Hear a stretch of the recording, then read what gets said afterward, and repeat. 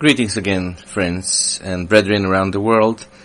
I asked the question this night, is the Christmas night according to the new Gregorian calendar celebrated by the Western world. The question is Christmas pagan? I'm not going to give you any definite answer, yes or no. I'm just going to present you the facts from the reliable sources written in the Anglo-Saxon world. And all of you, each one of you for yourself, need to determine, based on the facts, whether the answer is yes or no. Well, we can start with the famous Merry Christmas greetings. You see, although Merry Christmas is such a common greeting during the winter festival season, little do people realize what is the true meaning of those words. The customs and traditions of Christmas originate from pagan witchcraft.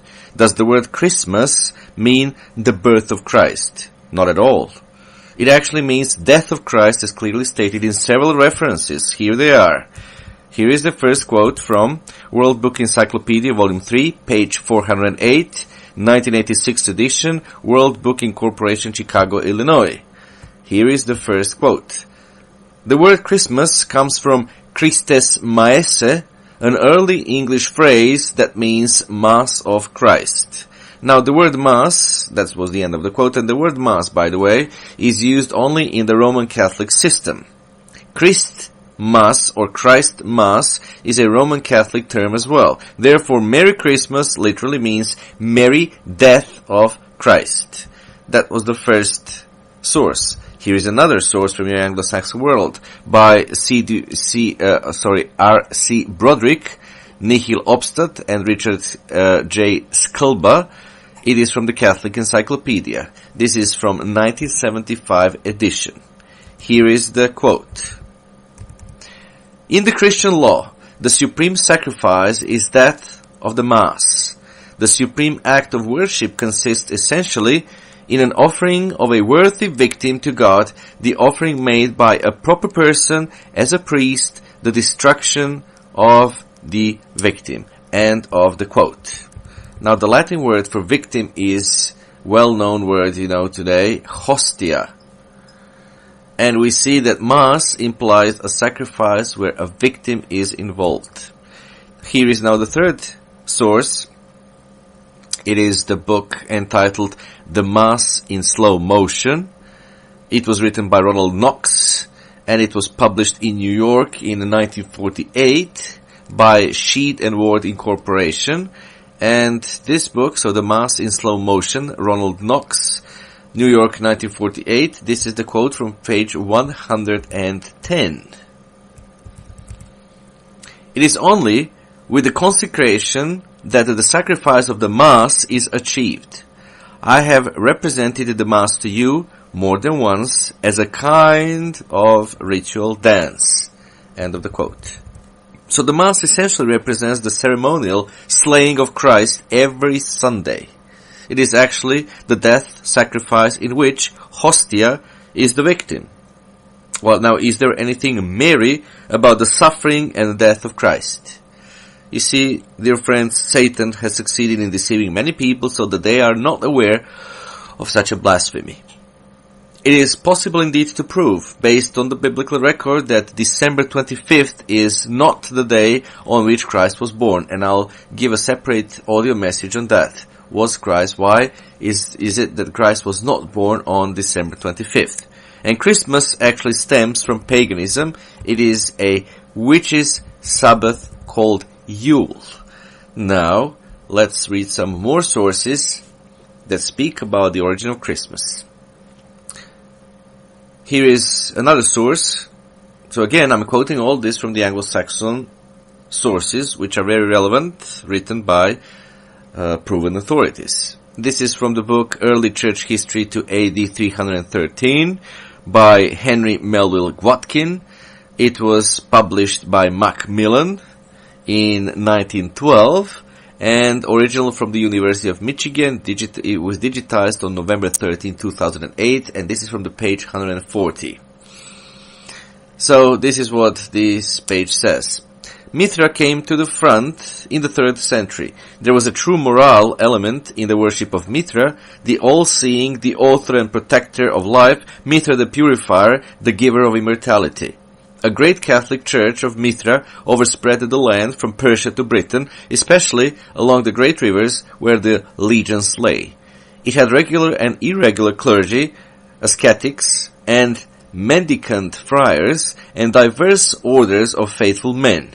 It had regular divine service 3 times daily, and a yearly round of festivals culminating in the birthday of Mithra, December 25th, with meetings for worship and processions of noisy votaries. So this is from Early Church History to AD 313 by Henry Melville Watkin. Now let's read about Christmas from the new Schaff-Herzog Encyclopedia of Religious Knowledge. In that encyclopedia, you're indeed going to find an article called Christmas. And here is what it says about that celebration.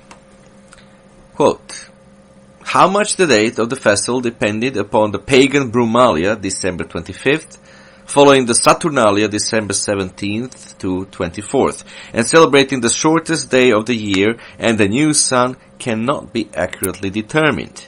The pagan Saturnalia and Brumalia were too deeply entrenched in popular custom to be set aside by Christian influence. The pagan festival with its riot and merrymaking was so popular that Christians were glad of an excuse to continue its celebration with little change in spirit and in manner.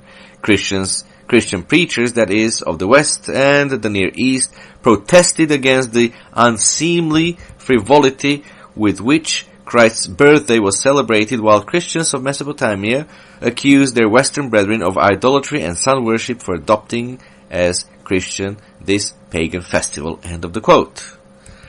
Now also, when you consider the Bible, when Christ was born in Judea, we read in Luke chapter 2 verse 8 that there were in the same country shepherds abiding in the field, keeping watch over their flock by night. Now, if you read Song of Solomon, chapter 2, verse 11, and the book of Ezra, chapter 10, verses 10 and 13, we can see that winter is a rainy season in Judea. And so says the Adam Clarke's commentary. Here is the quote from Adam Clarke. It was an ancient custom among Jews of those days to send out their sheep to the fields and deserts about the Passover, early spring, and bring them home at commencements of the first rain. During this time they were out. The shepherds watched them night and day. As the first rain began early in the month of Marcheshwan, which answers to part of our October and November, we find that the sheep were kept out in the open country during the whole summer. And as these shepherds had not yet brought home their flocks, so on this very ground, says Adam Clarke, the nativity in December should be given up. End of the quote. Now I'm reading now from some of my notes. I've made a compilation and notes about the origin of Christmas. And as I told you in the shorter message, it all began at the Tower of Babel, about 2,200 years before the birth of our Messiah. Again, the first despot, the first world dictator was Nimrod, the grandson of Noah, and he is the one who started a cult with his mother wife Semiramis, where they offered up babies in a child mass on altars to Moloch, or Satan, at the winter solstice. As you might remember, in the first 5 books of Moses in the Bible, they're also called Pentateuch, you may find there are strict prohibition against sacrificing your offspring to Moloch, or Baal, or sun god, or basically Satan. And for each of the 12 months in the coming new year, there were 12 days of blood sacrifices that were meant to give the sun god the life force from these innocent children. By December 25th, they declared that the sun god had come back to life and called it the rebirth of the sun.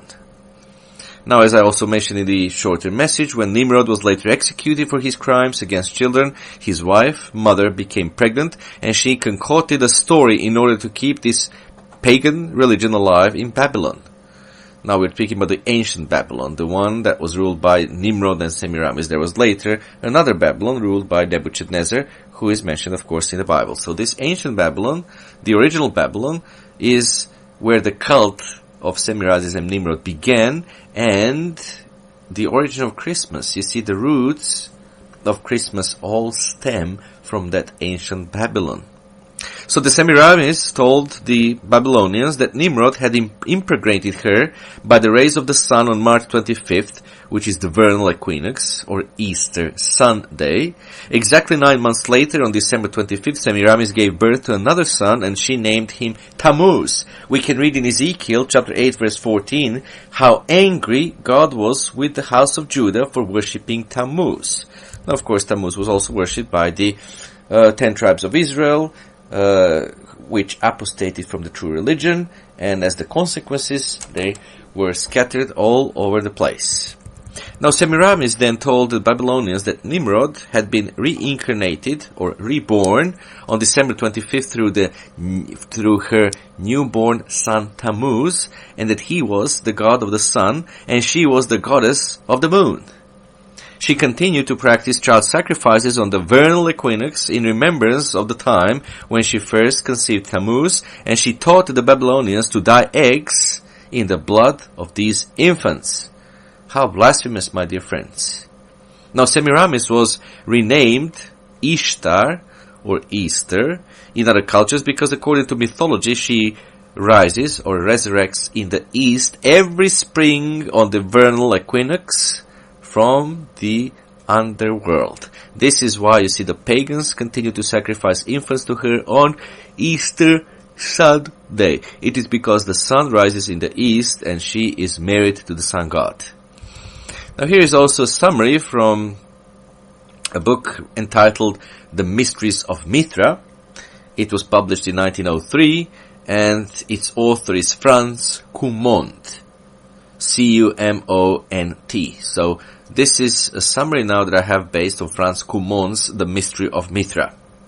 Mithra, this author says, was born of a virgin in a stable on the winter solstice, frequently December 25th in the Julian calendar. The Roman Emperor Aurelian declared December 25th to be the official birthday of Mithra, circa 270 Christ era. So, in the Julian calendar, it was attended by shepherds who brought gifts, worshipped on Sundays, shone with a nimbus or halo around his head, said to take a last supper with his followers when he returned to his father, believed, this is the god Mithra, we're speaking about this god Mithra, this is not about Jesus Christ, by the way, believed not to have died, but to have ascended to heaven, whence it was believed he would return at the end of the time, to raise the dead in a physical resurrection for a final judgment, sending the good to heaven and the wicked to hell, after the world had been destroyed by fire, to grant his followers immortal life following baptism. This is all about Mithra. So this is a pagan god which was worshipped in Persia and in the Near East. As far as the followers of Mithra are concerned, they followed a leader called a Papa, or Pope, who ruled from the Vatican Hill in Rome. They celebrated the atoning death of a Savior who has resurrected on a Sunday. They celebrated sacraments, a consecrated meal of bread and wine, termed a Mazda, corresponding exactly to the Catholic Missa, or Mass, using chanting, bells, candles, incense, and holy water in remembrance of the Last Supper of Mithra. Now, the Emperor Constantine the Great, who was born in Serbia, in the city of Niš, he was a follower of Mithra until he declared December 25th the official birthday of Jesus in 313 Christ era. So this is a summary based on Franz Cumont's The Mystery of Mithra, published in 1903.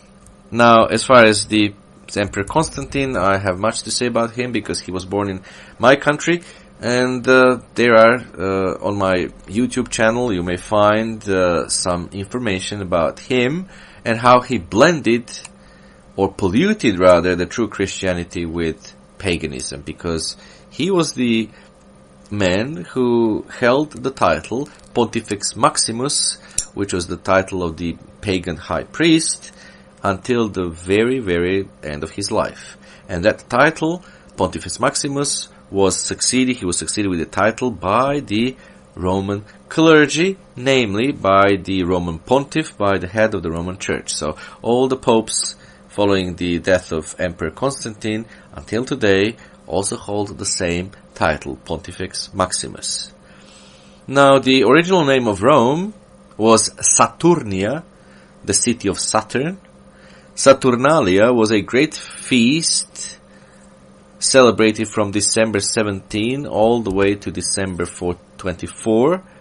And Romans believed that the winter sun was slowly dying because it was seen rising further and further to the south each morning. By December 25th it was coming back north, and it was said it to be reborn on this day called Brumalia. And during this pagan festival, the city of Rome was covered with drunken people, and orgies were taking place everywhere with ivy, ribbons, wreaths, etc. That pagan festival of the winter solstice called Saturnalia is now actually called Christmas. Now, Mithraism was the largest pagan religion in the Roman and Greek world. The Mithraists, they kept the winter festival called the Nativity of the Sun. So they believed that the sun was born each year on December 25th, and Constantine, as I said, the Pontifex Maximus, high priest of Mithraism, blended Christianity and Mithraism. And what we have today in Europe is actually a Constantinian, we might call it Constantinian Christianity.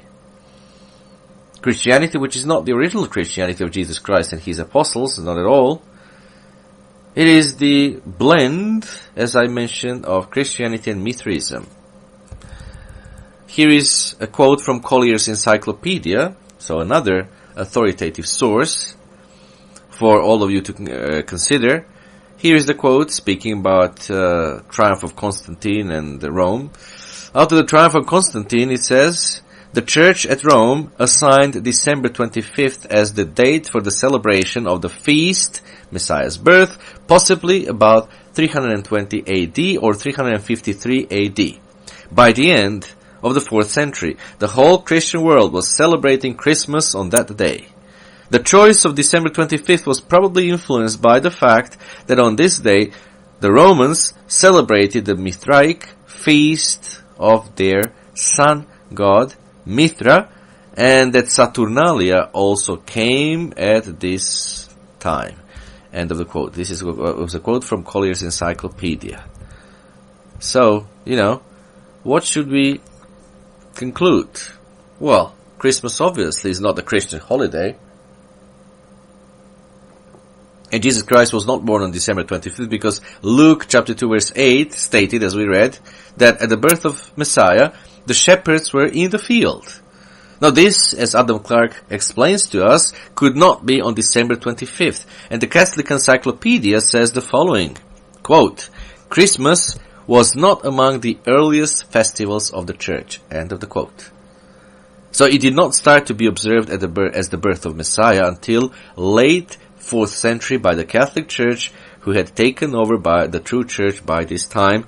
And of course, all of this so-called Christianity, Constantine's Christianity, was sanctioned in the 4th century with the, under the leadership and blessing and, I should rather say coercion of Constantine the Great, who of course persecuted the original true faith, the original apostolic faith, and instituted a strange blend of Mithraism and Christianity. Now, since John's mother, John the Baptist's mother Elizabeth, was in her 6th month of pregnancy when Jesus was conceived, and we can see that in the Gospel of Luke chapter 1, verse 24 through 36. So since she was in her 6th month of pregnancy, Jesus was conceived then, we can thus determine the approximate time of year Jesus was born, if we know when John was born. And I'll give another message about that. But, let's say this much. John's father, Zechariah, was a high priest serving in the Jerusalem temple during the course of Abijah, which we can find in Luke chapter 1 verse 5. Historical calculations indicate that this course of service corresponded to June 13 through June 19 in that year.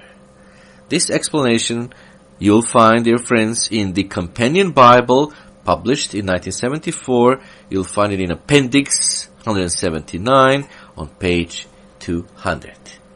Again, I'm just reading your sources, the Anglo-Saxon sources, authoritative sources, and not to mention that the greatest authority that I've read and quoted from is the Holy Scriptures. And based on the Holy Scriptures, I'll give another message on why Christ was not born in December. There is no way. And it was during this time of temple service that Zechariah, the father of John the Baptist, he learned that he and his wife Elizabeth would have a child. You can read about that in Luke chapter 1, verse 8 through 13. And after he completed his service and traveled home, Elizabeth conceived. You can find it again in Luke chapter 1, verse 23 and 24. And assuming John's conception took place near the end of June, adding 9 months brings us to the end of March as the most likely time for John the Baptist's birth. Adding another 6 months, of course, which is the difference in ages between John and Jesus. The difference of ages is 6 months, as you can find in Luke chapter 1, verse 35 and 36. That brings us to the end of September, beginning of October, as the likely time of the birth of Jesus Christ. So simple, so amazing, and so authoritative as it is revealed in the Holy Scriptures. And men might like their, pagan customs, and they might think that the festivity season is so great and wonderful and marvelous. And no, we don't celebrate any paganism, we celebrate Jesus Christ. Well, how can you celebrate Jesus Christ and his birth on the date when he was not born? That's absurd. Does that make any sense? Many people think wrongly that they're, celebrating the birth of Jesus Christ, when in fact, they're not. He was not born on December 25th. As simple as that. And just as all the roads lead to Rome, so all modern Christian, so-called Christian worship actually, goes to the sun god Mithra, Baal, or Nimrod, my dear friends. The source is all one and the same, of course, Satan the devil. The modern sun worship is an idolatrous system which forms the mark of the beast, if you wish. Because what is the mark of the beast? It's the idolatry. For what is Christmas but a sun worship as well as Easter and New Year's Eve? And you see, all that idolatry goes contrary to God, the Creator, since pagans celebrated and worshipped Sun, the Creator. And that is why Sunday comes forth as the main thrust in modern sun-worshipping idolatry, and will be embedded indeed in the European law, just as it was at the time of Emperor Constantine the Great Pagan, as I call him, Constantine the Great Pagan, who was Mithra worshipper. He was Mithra's worshipper. He was the worshipper of sun god. So he was, until the very end of his life, the sun god worshipper. And there are plenty of evidence I've gathered from both Eastern sources and Western sources. From historians who are of Russian descent, historians who are of German descent, historians who are of Italian descent, historians who are of Serbian descent. We're speaking of the so-called first Christian Roman emperor. Brethren, friends, he was not a Christian at all. And I've got plenty to say about that. I've gathered again the evidence, historical evidence from East and West, both East and West. And even though I've already presented some of those things to greater public in my some of my lectures on my YouTube channel, I think that was not the final word. But the evidence is abundant that Constantine was never truly converted to Christianity, and the evidence is also abundant that he was the one who imposed his blend of Mithraism and Christianity onto Europe, and by extension onto the world. So what we have today, which is called Christianity, is really a Constantine version of Christianity. And again, as I have said already several times, and as I have said many times up to now, it is a blend of Mithraism, pagan Mithraism, and Christianity, and true Christianity. There is no purity in it. You see, also in the northern hemisphere, the red and white hallucinogenic mushroom would grow out of reindeer droppings. You see, this mushroom was used in pagan ceremonies and is associated with the occult and ancient mystery schools and gnosis that would lift men from the earth and to the heavens and give gifts of knowledge and understanding. And you see the symbolism of Santa in red and white, wearing the Phrygian cap, being pulled through the heavens and following behind the reindeer, clearly depicts this. Now think, that is why so many get mushy at Christmas. Now Nimrod, he was the grandfather of paganism, as I already mentioned that figure. Now clearly Christmas, as the observance of the Saviour's birth, did not come into existence immediately. It was not observed for at least 3 centuries after his birth. But you see, Christmas as a pagan holiday traces back thousands of years to a man named Nimrod indeed, who is the founder of ancient pagan Babylon. And forefather to Mithras, Nimrod began a counterfeit religion in the book of Genesis that was to compete with the true faith of the Bible in every conceivable way down through the centuries. The Bible refers to it as the religion of mystery of Babylon, the mother of false religion that will be destroyed when the Savior Jesus comes to set up his throne on this earth. And he calls the Bible calls this religion of Nimrod and this modern Constantine Christianity, he calls it mystery religion in Revelation chapter 18, where we have the prophecy about that whole system being smashed and destroyed by the returning Jesus Christ. So Babylon's false worship is found today in some aspect in nearly all religions, not excluding the modern Christianity. There's also this, theme of the Madonna and child.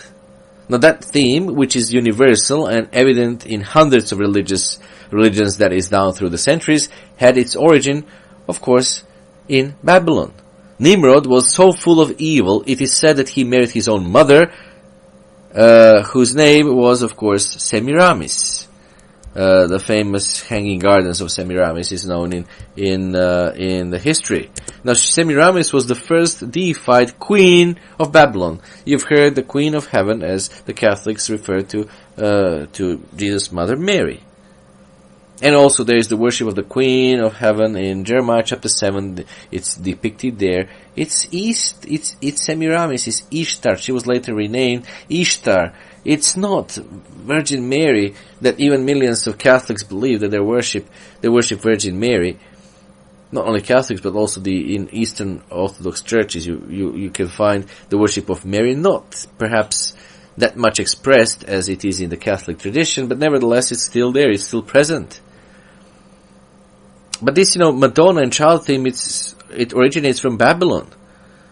And so, again, Nimrod was so full of evil that it is said that he married his own mother. And also in this Valentine's Day, you can find it with his hearts and all those traditions. You can find this love between Nimrod and his mother Semiramis, which is horrendous.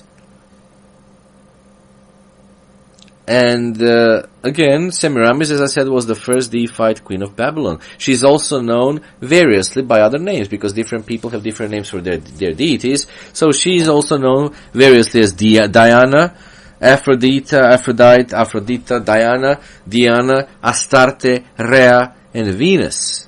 And her son was Tammuz, also called Bacchus, Adonis, and Osiris. Osiris in Egyptian tradition, Bacchus in Greek tradition, and Adonis in the Roman tradition. You see, it is all one and the same pagan system. And the good question is, what does all of that has to do with Jesus Christ? Anyway, Tammuz was the supposed reincarnated Nimrod. He came back to life when the dead Yule log was cast into the fire, and the evergreen tree appeared as the slain king deity reborn at the winter solstice. This is indeed written in Alexander Hislop's book, The Two Babylons, on page 98. How amazing is all of this? How amazing. It is so amazing and so shocking that I want to read it once again. So Tammuz, he was the supposed reincarnated Nimrod. He came back to life when the dead Yule log was cast into the fire, and the evergreen tree appeared as the slain king deity reborn at the winter solstice.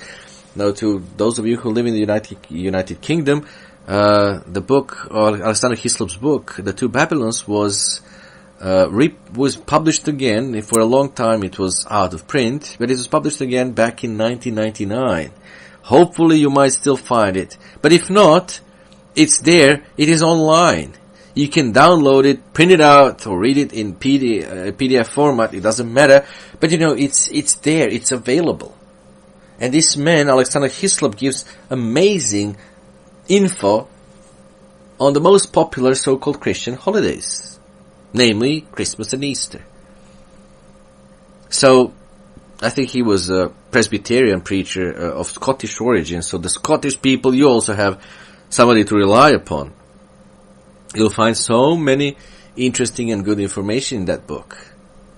So it's available. All that you have to do is just download it or buy it and read it. But you see what we just quoted from his book, The Two Babylons, and other books and other sources, you see the similarities with biblical elements found among pagan religions is not simply coincidence. Not at all. It is the design of Satan to sidetrack people into believing they're worshipping scripturally, when in fact all that they're doing is completely non-scriptural, dear friends. And you see, according to legend, when Nimrod died, Semiramis, Nimrod's mother wife, made the proclamation that Nimrod was not just a carnal human being, but was actually deity. And the account states that she saw a full-grown evergreen tree growing out of the roots of a dead stump. And this supposedly symbolized Nimrod reborn. Now you can see where does the Christmas tree custom comes from. And on the anniversary of his rebirth, which is the time of the winter solstice, December 25th, Semiramis proclaimed that Nimrod would visit the evergreen tree and leave gifts under it. So much about your Santa Claus. Imagine Santa Claus leaving gifts. No, it's not Santa Claus. Santa Claus is a horrific figure from the Greek mythology, who with his scythe is actually cutting little children. And so many times when I'm here in Serbia, I've heard that little children would not go to Santa Claus. They would just scream and they would be so afraid. Well, no wonder. Because the children obviously they feel that there is something spooky and horrible about that figure. That long-bearded man with his ho ho ho ho ho.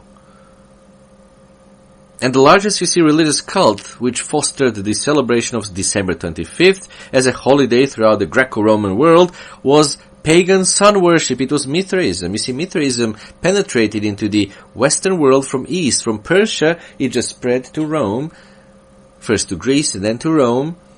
And that became, the largest religious cult and the most celebrated cult, which you see, of course, promoted December 25th, the day when Mithra was born, when Mithra sun god was born. And the chief deity in this religion was the sun goddess, the oriental goddess of the heavens, called the Queen of Heaven. We come back, of course, to Semiramis again. So what is celebrated in the Catholic tradition as the Queen of Heaven is not really is not the mother of Jesus Christ, not at all. It is the pagan Semiramis. It is the originator of the pagan child sacrificing cult in ancient Babylon. It's Semiramis. And the season of the year when this goddess received her greatest adoration from the pagan world was at the time of the winter solstice in December. The winter festival was called the Nativity, but not Nativity of Jesus Christ. It was called the Nativity of the Sun. Now there is another monumental work on ancient religion entitled The Golden Bough, written by Sir James Fraser. And this is what he relates in his book about all of this.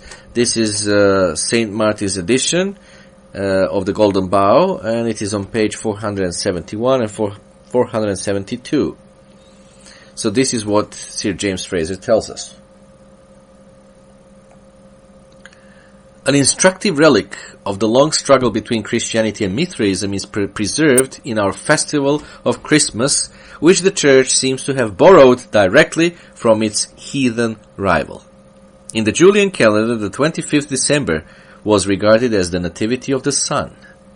The ritual of the Nativity, as appears to have been celebrated in Syria and Egypt, was remarkable. The celebrants retired into certain inner shrines, from which at midnight they issued with a loud cry, "The Virgin has brought forth, and the light is waxing."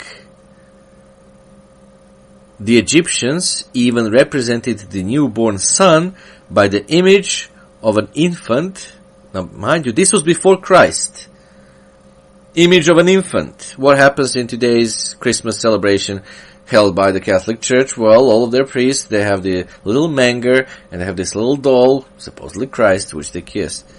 It was an image of an infant, you see. Well, we're speaking now about the ancient Egypt. So, it was, reported that the ancient Egypt even represented the newborn son by the image of an infant, which on his birthday, the winter solstice, they brought forth and exhibited to his worshippers. End of the quote. From The Golden Bough by Sir James Fraser. Amazing. Now, what you may not know about Christmas carols. Christmas festivities, they start on the night of December 24th, when many in the West take to the outdoors in choruses, knocking on every door with a star-shaped lantern in respect of the Star of Bethlehem, singing Christmas carols and reciting verses to reenact Mary and Joseph's search for shelter. Well, the custom of singing carols at Christmas is of English origin, according to Lucian of Samosata, who was the ancient Greek poet, writer, and historian, and he wrote a work on Saturnalia. And in addition to human sacrifice, Samosata mentions widespread intoxication, going from house to house while singing naked, rape and other sexual license, and consuming human-shaped biscuits. Human-shaped biscuits which are still produced in some English and most German bakeries during the Christmas season. Cannibalism, idolatry. What does all of this has to do with Jesus Christ? Not to mention the blasphemous doctrine of the Catholic Church that the hostia, which they have, literally becomes on their altars the body of Jesus Christ, and the little cup of wine which they have literally becomes his blood. That has nothing to do with Jesus Christ. And according to the Catholic Church, the priests have the authority to turn that hostia, that piece of bread and a little bit of wine, into the literal body and literal blood of Jesus Christ. I mean, how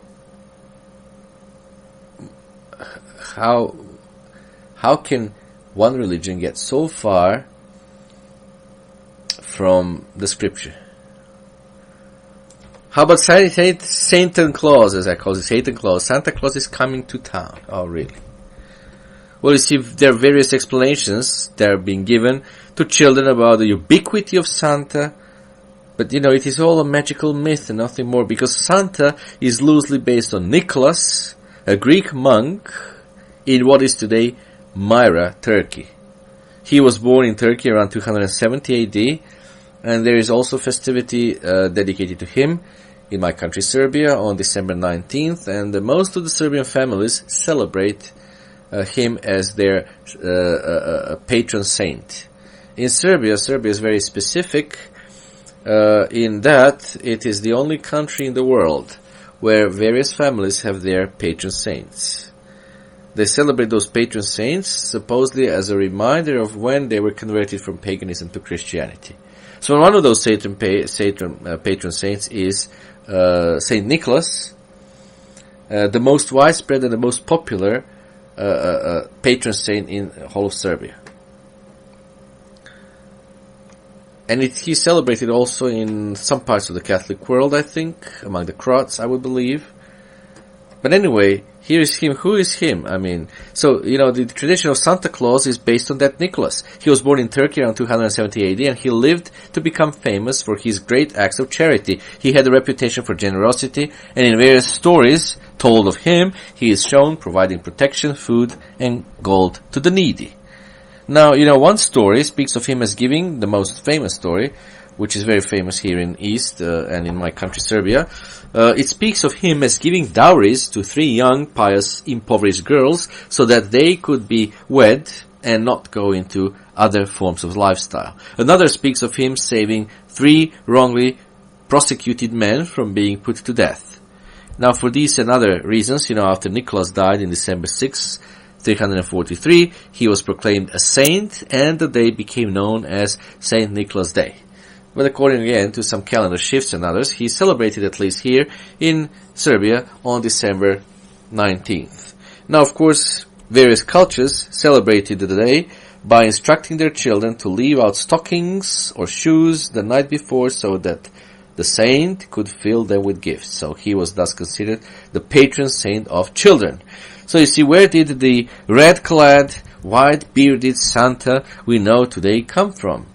Well, you see, by the 16th century, Europeans, because Saint Nicholas was he was known as a patron saint in Europe, Europeans were turning away from the idea of Saint Nicholas, yet they loved the gifting tradition, of course. So Saint Nicholas morphed into Father Christmas. In the US, Saint Nick became Kris Kringle, and Father Christmas and Kris Kringle generally brought gifts on Christmas, not December 6th. And when Dutch settlers began immigrating to the US, they brought with them stories of Saint Nicholas, whom they called Sinterklaas. And soon Sinterklaas became Americanized as Santa Claus. By the 20th century or so, all of the Father Christmases and Kris Kringles became Santa Claus, uniformly depicted as a round-bellied, white-bearded old guy who brings gifts on Christmas Eve or Christmas Day, you see. And then some so-called Christians from European countries, where St. Nicholas was a beloved hero, they still celebrate St. Nicholas Day on December 6th by setting out shoes or hanging stockings the night before. Now, some claim it was German immigrants to America who took the tradition there in mid-18th century after some miraculous happenings involving Boniface, an English bishop who traveled to Germany to preach to pagan tribes and convert them to Christianity. So, what is, again, we come now to the tradition of the Christmas tree. So, Boniface is said to have come across a group of pagans about to sacrifice a young boy while worshipping an oak tree. In anger, and to stop the sacrifice, Boniface is said to have cut down the tree. And now, according to legend, at the first blow of the axe, a strong gust of wind instantly brought down the tree. The astounded Germans recognized that the hand of God in this event, the hand of God was present in this event, and they humbly asked Boniface how they should celebrate Christmas. And he pointed out to a small fir tree that had miraculously remained upright and intact beside the debris and broken branches of the fallen oak. And of course, Boniface asked everyone to take home a fir tree. And here we come to that tradition again. So you see, the tree significance is still there, and the tree signifies peace, and as an evergreen, it also symbolizes immortality.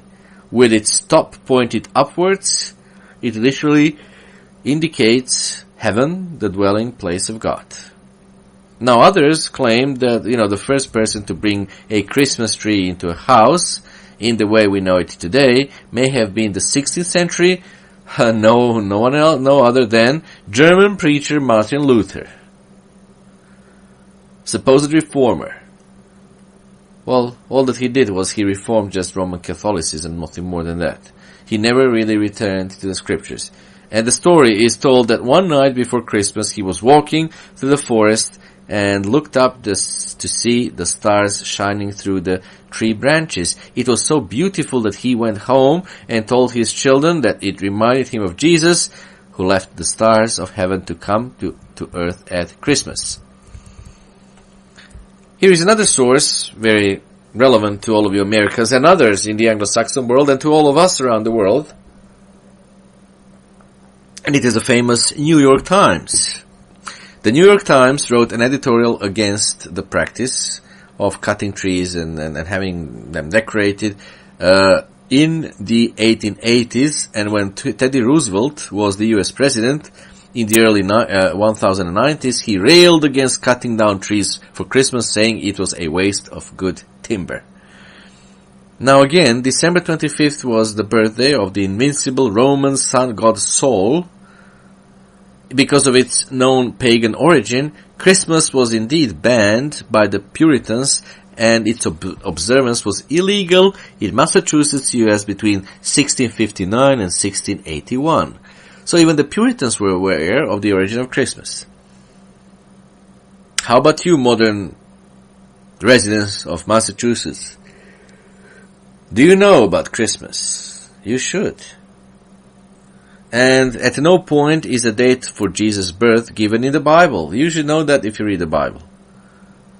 You know, Christmas in December is a Western Roman idea. That was the explanation from Dr. Matthew Nichols, senior lecturer in classics at the University of Reading in the United Kingdom. Now, for 7 days from December 17th, it was party season in Roman times. Homes were decorated, parties held, and slaves became masters, at least for one banquet. And it was the start of a lengthy midwinter period of merrymaking and the season of goodwill called Saturnalia, a holiday that originated as a farmer's festival and commemorated the dedication of the temple of Saturn, the Roman god of agriculture and harvest. And by the time of Christian conversion, it was running into and incorporating a number of festivals. Indeed, canceling Saturnalia was unthinkable. And so-called Christian Rome converted that Saturnalia to a Christian holiday instead. And so-called Christianity imported the Saturnalia festival, hoping to take the pagan masses in with it, and so-called Christian leaders succeeded in converting to Christianity large numbers of pagans by promising them that they could continue to celebrate Saturnalia as Christians. So basically they just adopted a pagan festival, a Roman pagan festival. And the problem was that, there was nothing intrinsically Christian about Saturnalia. So to remedy this, the so-called Christian leaders named Saturnalia's concluding day, December 25th, as Jesus' birth. Well, you see, Christmas as we know it was kept long before Christ was born. It is a pagan holiday, Yule. Despite the Christian-sounding name, Christmas is a very ancient holiday that predates Christ. It was 400 years after the death of Christ that Christmas, formerly the Roman Saturnalia, and later called Yule, began to be widely kept. The pagan holiday Saturnalia that Christmas is based upon was a time of merriment, feasting, gift-giving, candles, decorating pine trees with ornaments, and celebrating the winter solstice, birth of the sun. Now, the Europeans, of course, who else, they later added their own flair to this midwinter holiday, even calling it Midwinterblot, which means midwinter blood. Now, why would they call it that? Well, it's the human sacrifice and the December 25th winter solstice go hand in hand. William Sampson, in his work entitled A Book of Christmas, states that human sacrifice originated during the winter solstice, and here is the quote from the book. The quote says, "The giving of presents, particularly candles and dolls, called sigillaria, also derives from the insistent origin of human sacrifice at this time of year." End of the quote. So you see, the gifts under the trees for the ancient pagans were their firstborn children, which they sacrificed to bring peace and to ensure the return of the sun. And indeed, archaeologists have found 6,000 children's urns in Carthage alone, and the remains involved fire. You see, your precious child would have been the gift under the tree in old days. These children were sacrificed in a grove of evergreen trees. It satiated the sun god, therefore the sun would return again, and thus there would be peace and goodwill to all men. so the pagans thought. And this practice of sacrificing children under the green trees, evergreen trees, was a worldwide phenomena of old that was even practiced by the house of Israel, by the backsliding apostate house of Israel in the Bible. There are several instances mentioned in the Bible, but one of the best is in Isaiah chapter 57 verse 5. Isaiah chapter 57 verse 5. Inflaming yourselves with idols under every green tree, slaying the children in the valley under the clefts of the rocks. And you see, the valley it is speaking of here is the valley of Ben Hinnom, or Gehenna, and according to Biblical Archaeology Review, this particular place of child sacrifice was near some overhanging cliffs. And there was an idol called Molech, was located there in that valley of Hinnom. So the Molech was located there, which was actually, what was Molech? Well, it was a molten idol with a cow's head at the top and a fire pit below. So the outstretched arms held the victim. There was a pulley system that slowly raised up arms to heaven, and the child was dropped into the fire pit below. How terrible. Well, that's all associated with Christmas. And when people say, but what does it matter? We don't celebrate paganism, we celebrate Christ. Well, it doesn't matter in God's sight, because God knows what is all associated with that cult. You may think that you're celebrating the birth of Jesus Christ, but you're not. You're celebrating the birth of the Son God, because Jesus Christ was not born on December 25th. So therefore, you cannot celebrate His birthday. As we mentioned already, and I'll elaborate a bit more in the next audio message, He was born sometimes in September, October. That's it. Those are the facts. But yes, people love their tradition, they love their concoctions, they love the inclinations of their heart. Oh, it's a beautiful season. Oh, the festive spirit, and yes, there is a spirit, festival spirit indeed, when Christmas comes around. But just wonder and ask yourself, what kind of spirit is there? Not to mention about the shopping spree and materialism that, comes up in the Christmas celebration. So wonder and ask yourself what kind of spirit it is. So I've just explained to you Molech.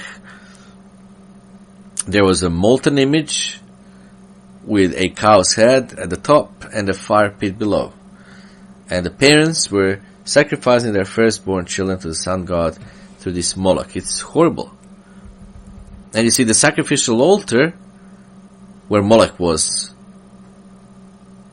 molten image was located, the sacrificial altar was located in a grove of evergreen trees. And this scripture that we read from Isaiah clearly depicts the act of child sacrifice. You see, most people would be appalled if they knew the origin of the tradition of gifts under evergreen trees. Because then, even as now, this winter solstice holiday was perceived as a time of great peace on earth. And Baal was supposedly satiated with these yearly sacrifices, and all was well in the world. And another source, this will be basically the last one, the source Mythology of All Religions, Volume 5. Quote, living infants and children were burned in the fire to the god Molech during this time. This was the time of the winter solstice, December 25th, when those heathen were dismayed at the signs of heaven. End of the quote. So why do people still follow these ancient pagan traditions that are connected to such evil? Well, think about it, you see. Think about it. What have reindeer elves, decorated fir trees, Yule logs, and Santa Claus, what all they do have to do with the Bible? Where do you find them in the Bible? They have nothing to do with the Bible. But they have everything to do with Yule. This ancient pagan holiday called Yule and its counterpart Christmas are one and the same holiday. Yule, December 25th, was based on the birth of the sun. And to Christianize this favorite of all pagan holidays, they changed it to birth of the sun, called it Christmas, and kept on keeping it just like they always had. Now, the question is, perhaps, how did the winter solstice become a Christian or so-called Christian holiday. Well, why the church later chose December 25th for Christians? Well, there are two main theories. They compete. One noted that in AD 274, the Roman Emperor Aurelian inaugurated December 25th as the pagan birth of the unconquered sun. And Christians then borrowed the date, and they also devised Christmas to compete with paganism. So you see, Christmas has its origin in several pagan holidays. The Roman celebration known as Saturnalia included the making and giving of small presents. This holiday was observed over a series of days, ending on December 25th, the birthday of Sol Invictus, which means actually the unconquered sun. Also, when the first missionaries began converting the Germanic peoples into Christianity, they found it easier to simply provide a Christian reinterpretation for popular feasts such as Yule, and allow the celebrations themselves and those celebrations themselves to go on largely unchanged, rather than trying to suppress them. You see, that was we might say a prudent politics at that time, but this is how all of this cult spread all over. So the presents the wise men brought to the baby Messiah, they were brought to, because they were coming before a king. The Bible never suggests that we should keep a Roman-style Saturnalia where everyone gave gifts to each other. Jesus Christ was a Jew, and he never kept Christmas in his life. He never mentions Christmas. Because if he did, if he kept it, we would find it in the New Testament. Don't we find it anywhere in the New Testament? No, we don't. No, we don't. The Bible never suggests that we should keep a Roman-style Saturnalia and that we should exchange gifts. Jesus Christ, again, was a Jew, never kept Christmas in his life. He never mentions Christmas. He did ask us to keep a memorial of his death, which is the Passover, but never his birth. And also you may want to know that Halloween and Easter are theorized to have been likewise assimilated from Northern European pagan festivals. So, dear friends, I've just presented to you the data published in the Anglo-Saxon sources. So Christmas, as we know it, was kept long before Christ was born. It is the pagan holiday Yule. And despite the Christian-sounding name, Christmas is a very ancient holiday that predates Jesus Christ. It was 400 years after the death of Christ that Christmas, formerly the Roman Saturnalia and later called Yule, began to be widely kept.